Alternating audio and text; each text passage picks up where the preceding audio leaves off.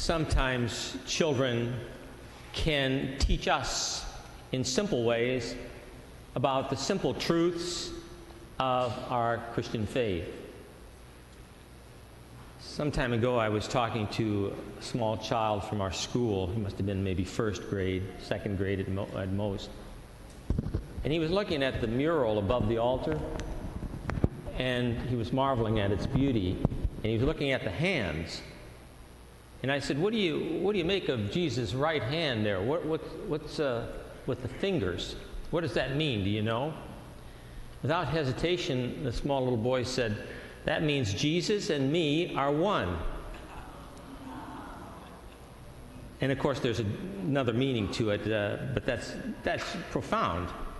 That's a beautiful explanation of those fingers. Jesus and me are one. And that's what the Christian faith is at its heart and at its center. Our relationship, our union, our communion with Jesus Christ. But how is it that on a practical level we become one with Christ? What does that look like? I think a good illustration is the story of this young naval ensign. You know, in the Navy, the second man in charge under the captain is called an ensign, E-N-S-I-G-N. It's like a lieutenant. So one day, this ensign was given the opportunity to demonstrate his abilities by handling this huge ship. And so the captain said, you can steer the ship out of port.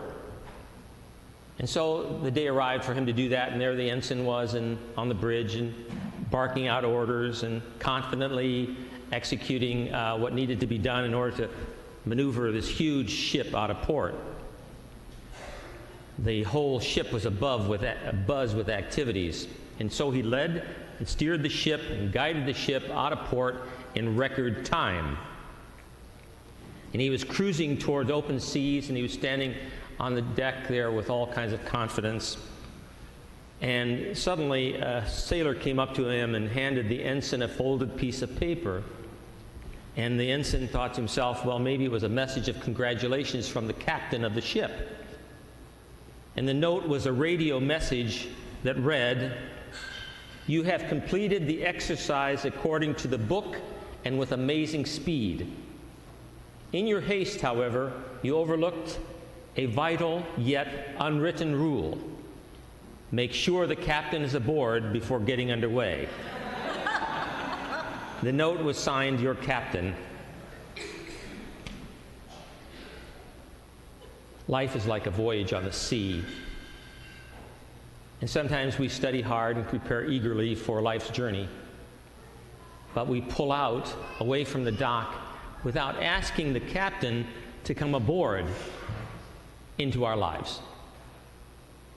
The Christian life is all about Christ being on board in our lives, the captain of our lives. He wants to be one with us, but he also wants to guide us and steer us through life, through the rough waters of life, leading us safely into the future. But we have to say yes to that one day at a time. Today we begin Catholic Schools Week, and it's an annual occasion for us to examine the purpose of our Catholic schools. What is the main purpose of a Catholic school? If I were to ask you, what's the main purpose of a Catholic school? Or, for that matter, a religious education program? The main purpose of a Catholic school or a religious education program is to make sure we let Jesus be the captain of our lives and let him steer us in the right direction. In Catholic school, we have an excellent academic program, and that's important. But the most important and the most fundamental reason a school like that exists for us is for us to help our children recognize how important it is to put Christ on board at the center of your life, to let him steer you and guide you and direct you. In the gospel story, Mark chapter 1, Jesus commands an evil spirit to leave a man who was controlled by the devil. Jesus commanded the spirit to leave, and when the evil spirit left, the man was overwhelmed, and everyone was struck with amazement at the fact that Jesus had power over even the evil spirits, and they said he had authority. What Catholic schools is about, and what the Christian life is about, making sure that Christ is able in my life and in the school to exercise authority. To let him guide me, to let him guide us, direct us, steer us, provide for us a journey through life that will find us reaching our destination into a faith-filled, hope-filled future.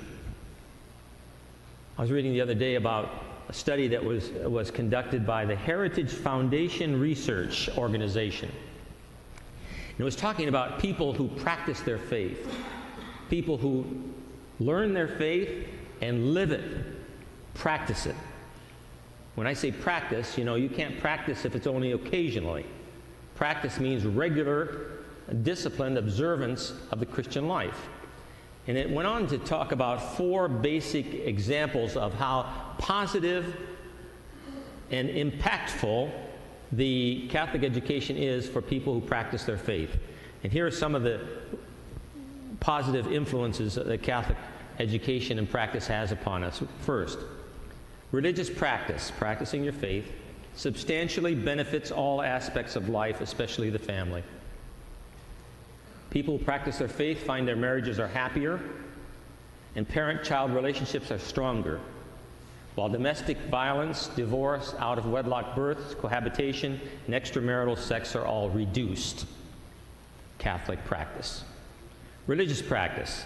Students who regularly attend religious services enjoy significant gains in education, especially low-income students. Religious practice encourages good work habits and higher aspirations in children, as well as increased parental involvement. 3, religious practice is associated with improved overall health. Individuals who regularly attend religious services live longer and experience lower levels of infectious disease.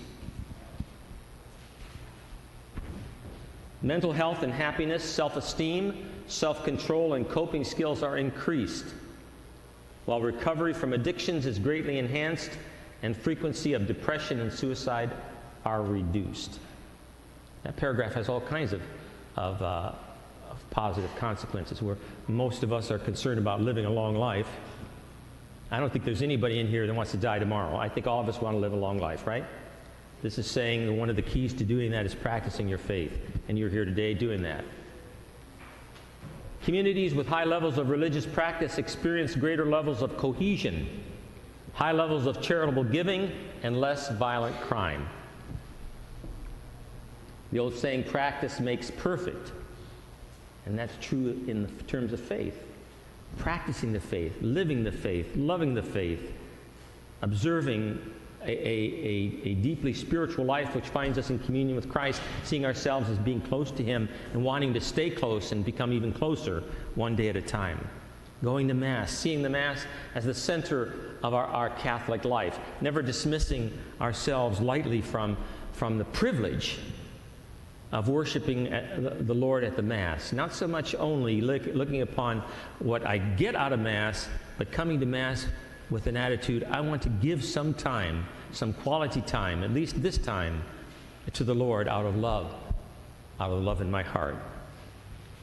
This great country was founded upon the basic right for religious liberty. The founders of this country saw freedom of religion as essential. And a Catholic school is an important means to build a stronger society upon that building block of religious liberty. And it happens, our stronger society happens when the captain is on board. In our individual lives, and in our families, and in our society. Someone gave me a holy card some time ago. It's one of my favorite cards. Just a small holy card. It has a painting on it. It's a painting of a boy steering one of those old-fashioned ships with that big steering wheel, with the boy is standing at the steering wheel of this ship. And it's during a storm because you can see in the painting the lightning flashes and the waves are rolling around the ship. And the boy is holding on to that steering wheel of the ship with all his might to steer it through the storm safely. The boy is steering the ship, but behind the boy stands Jesus. And Jesus has his hands on the boy's shoulders. The boy has his hands on the steering wheel. And Jesus has his hands on the boy's shoulders. The boy steers the ship. Christ steers the boy. And the title of that prayer card is, Jesus, my captain. That's what the Christian life is all about. We make the decisions that impact our life, whether or not we're going to get through the storms, whether or not we're going to be filling our lives with light or with darkness, whether our life is going to be meaningful or meaningless. And that decision that we make can be made in dramatically poor ways by not allowing Christ to steer us, by not allowing him to inspire us and to guide us. And on the other hand, a future filled with hope comes from allowing Christ to steer us as we steer the ship of our lives. And that's what Catholic education is all about. Being united with Christ, being one with Jesus, and allowing him to guide us. And the moral of all this is simple. Every day, when you wake up and when I wake up, make sure we don't make the mistake that poor ensign did on that ship when he steered it from the dock. Every day we leave the dock and we lead our lives out into the sea of life. Make sure the captain is on board every day.